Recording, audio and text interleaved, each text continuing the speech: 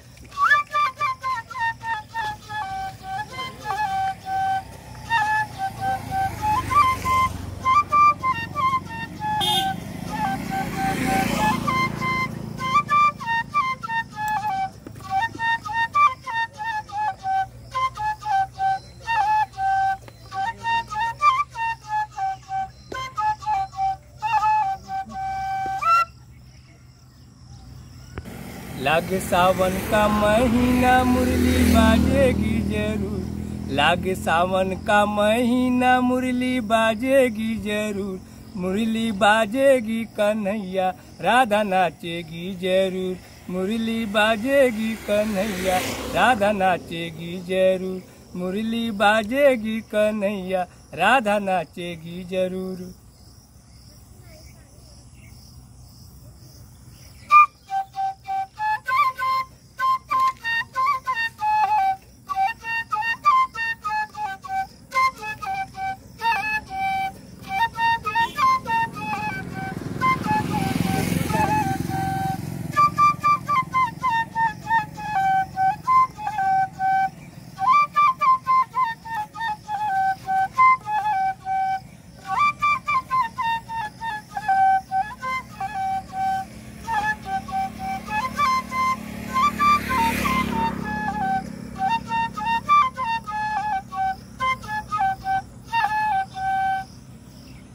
Very nice.